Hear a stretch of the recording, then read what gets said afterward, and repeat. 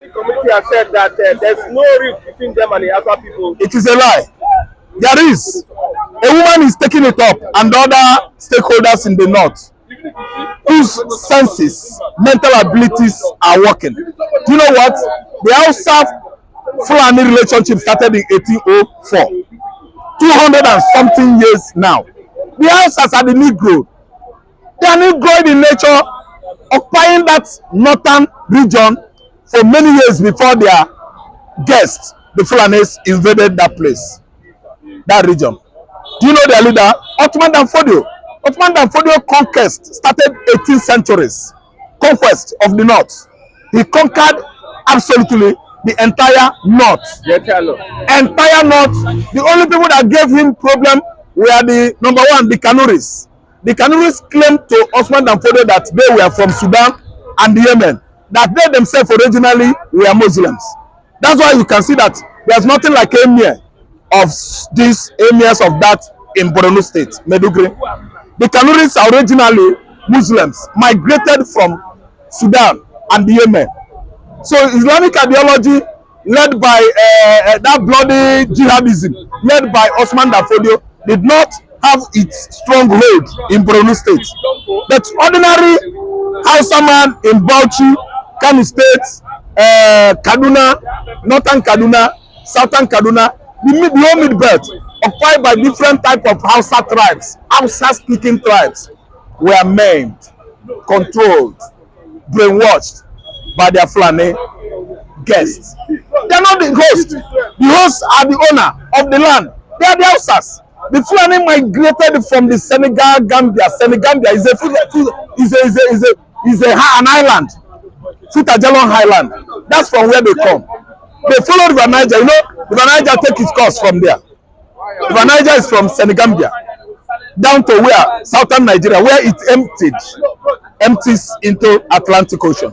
So these people decimated the Hausas religiously, politically, socially, and otherwise. The original Hausas have no say in Nigeria. Since inception of this country, 110 years ago, 1914, the Hausas, they were maimed, decimated, and belittled by their Fulani visitors. And today, as I'm talking to you, an Hausa man has never become a Nigerian president.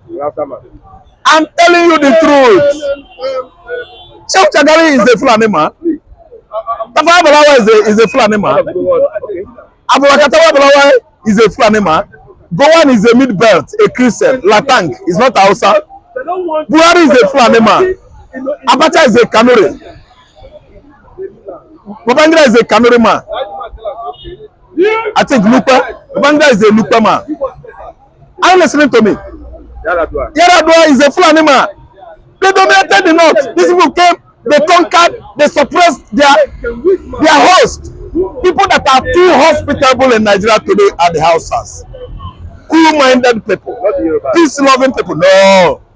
Okay, Yoruba, they will allow you to take your money, you pay tax, you build houses, Yoruba man will demolish your house. What are you saying? Now, have you seen how late they have gone in Lagos State to destroy all our properties? Yoruba man is a diplomatic person. He can join you at the same time. He can milk you. So let us know the three persons we have in Nigeria, their characters. If you want me to describe their characters, we won't live here. The character of an Hausa man is that an Hausa man has low mentality because they are quiet up to their own detriment. That kind of diplomacy is too bad. A diplomacy that can affect your mental ability, your well-being. I don't know what you understand. It's not the kind of diplomacy we needed in Africa here. Then that diplomacy on the side of the Hausas brought this tragedy of invasion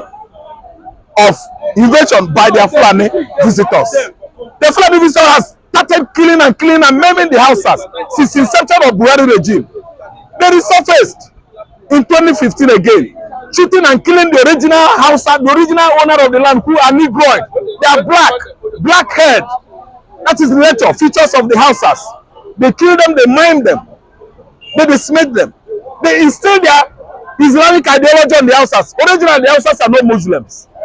They are traditional worshippers and they are Christians. Ottoman Danfodio come and suppress those people. That's why they don't want us to be reading history in our university curriculums.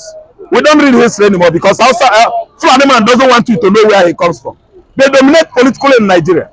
They seize power in the north for over 200 and something years, pressing, decimating, oppressing their Hausa landlords till date.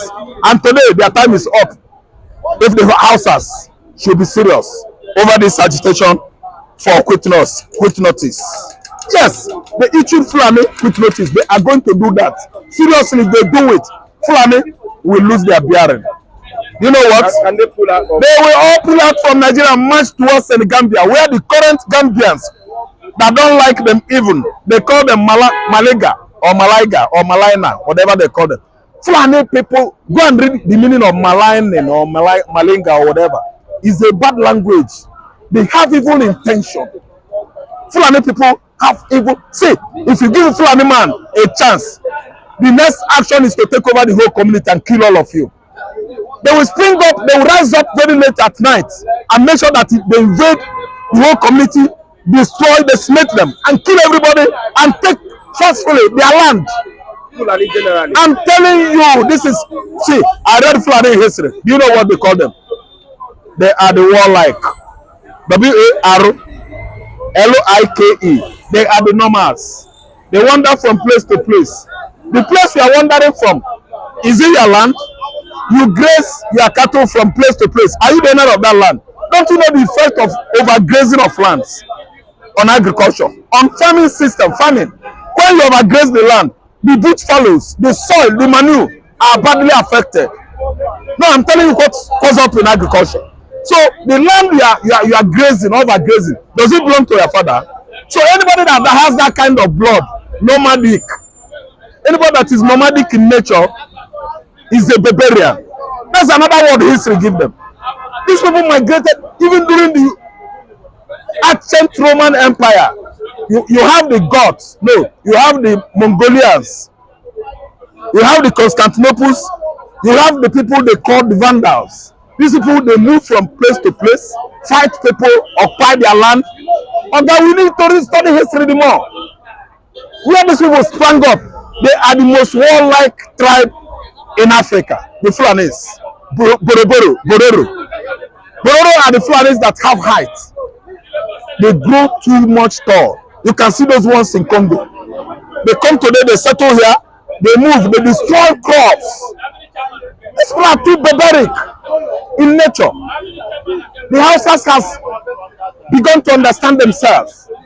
It is not easy to stay with a wicked guest for over 200 years. The Hausas are the most hospitable, the most accommodable, the most friendly, the most amiable tribe in Africa, if not in Nigeria. They occupy their land, they suppress these people, they smite them, they instill their religion on them today. I don't think the Hausas have good numbers of Christians in the north today. It's because of the Fulani man.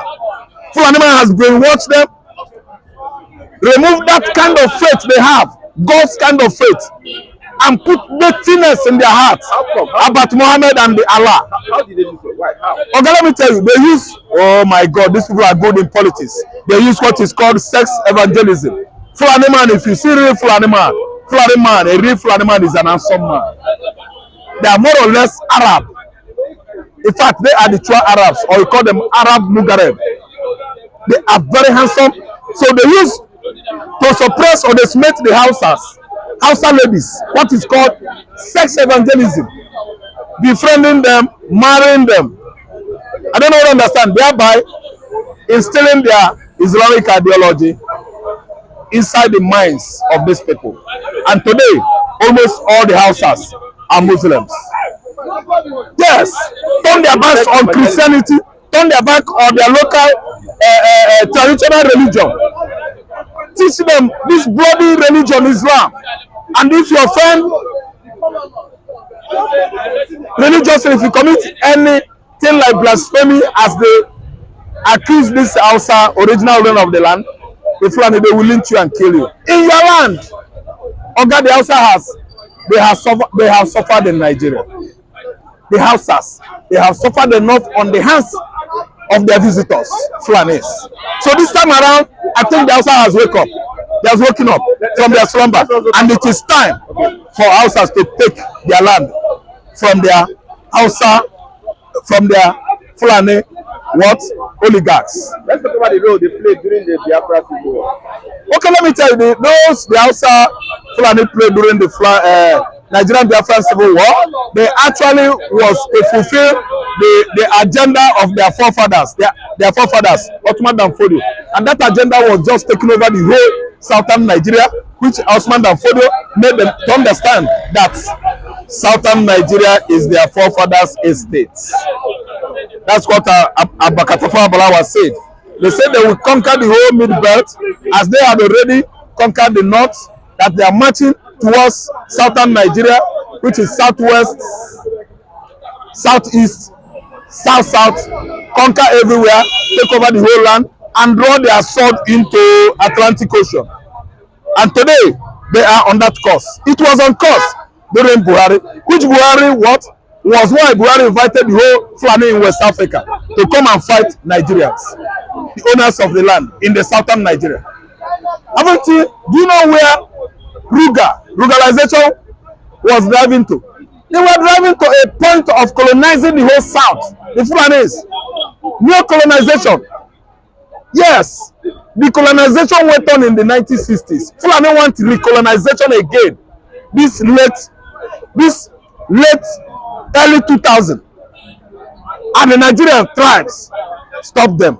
And the man that championed the action was Nnamdi Kanu. He sensitized Nigerians on what Fulani was having in their mind as a secret agenda of conquer them, divide them, rule them, divide them, rule them. Sex evangelism. Are you listening to me? Use Arabic school, Arabic university, Arabic bank. And that was what they were using. It is happening in Ebonyi State, if you don't know.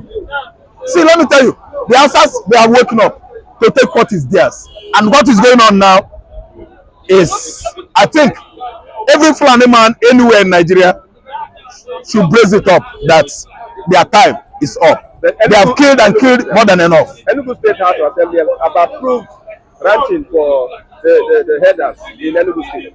Yeah, that is war. You know what? Mba has orchestrated a war that he will not fight. A war that will not end.